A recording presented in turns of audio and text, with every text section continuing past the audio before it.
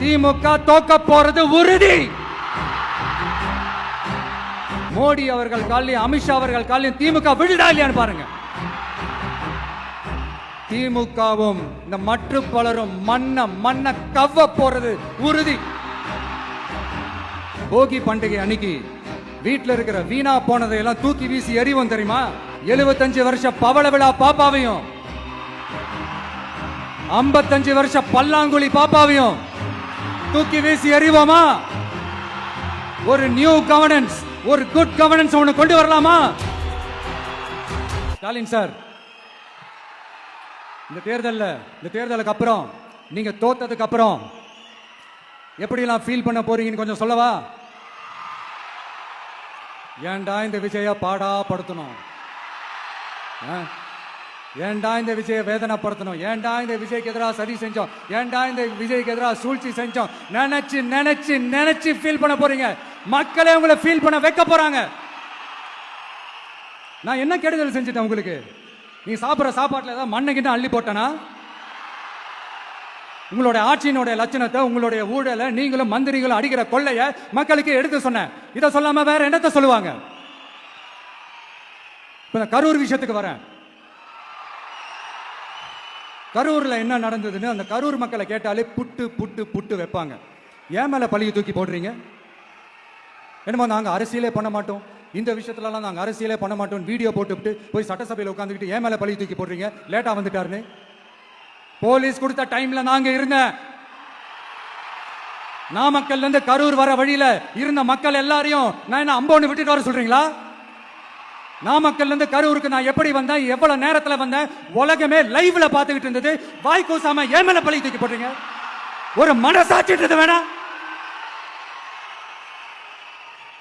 சரி, நீங்க தான் எதுவுமே பண்ணல சார்.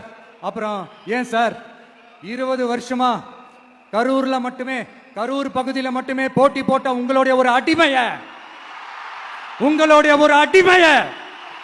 ஏன் கோயம்புத்தூர் வரைக்கும் ஓட வச்சீங்க? எப்படா இந்த சூரியன் மறையும்? எப்படா இந்த சூரியன் ஒளியும்?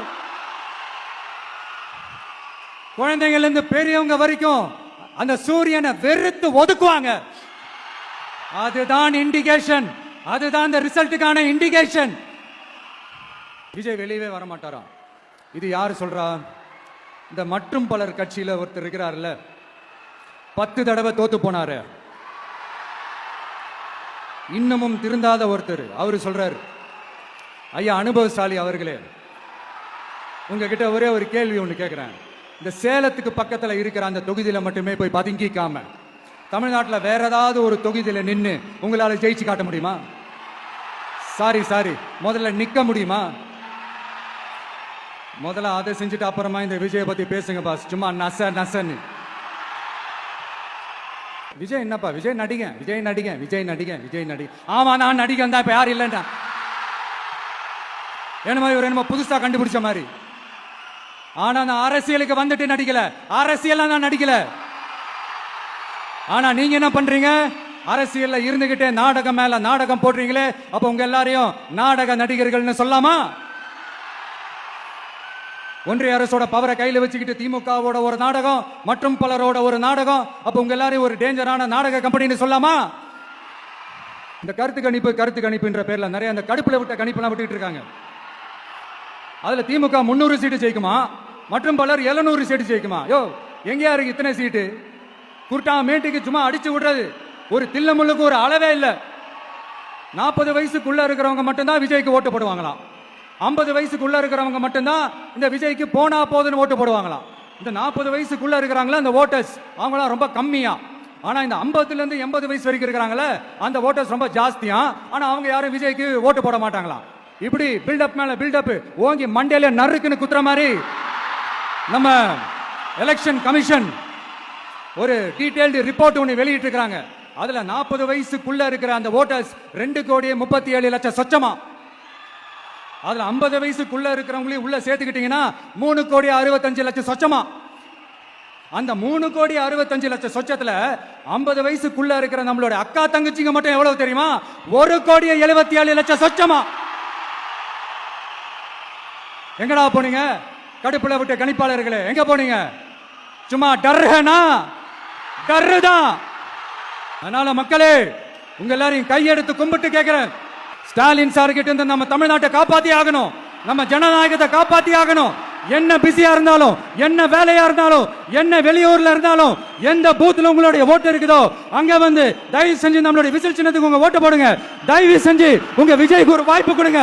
இந்த நேரத்துல வெளிநாட்டுல இருந்து பணம் செலவு பண்ணி பிளைட் டிக்கெட் புக் பண்ணி இங்க வந்து ஓட்டு போட வந்த நம்மளுடைய நண்பிகள் உங்கள் அனைவருக்கும் இந்த நேரத்தில் என்னுடைய நன்றியை தெரிவிச்சுக்கிறேன். ஒரே ஒரு வாட்டி ஆசையா இருக்கு, ஒரே ஒரு வாட்டி ரிப்பீட் பண்ணிக்கிட்டுமா? கடைசியா இந்த 4 மணி போட்டி, 40 மணி போட்டி, எத்தனை மணி போட்டி, எத்தனை உருட்டினாலும் இங்க 2 மணி போட்டி தான். ஒன்று இன்னொன்னு எஸ், ஒன்னு டிவிகே, இன்னொன்னு டிஎம்கே. ஓம் சக்தி பராசக்தி, திமுக ஒரு தீய சக்தி. அந்த தீய சக்தியை ஒட்டுமொத்த தமிழ்நாட்டு மக்களும் ஓட ஓட ஓட விரட்டி ஃபுல் ஸ்டாப் வைக்க போற நாள் மே 4th.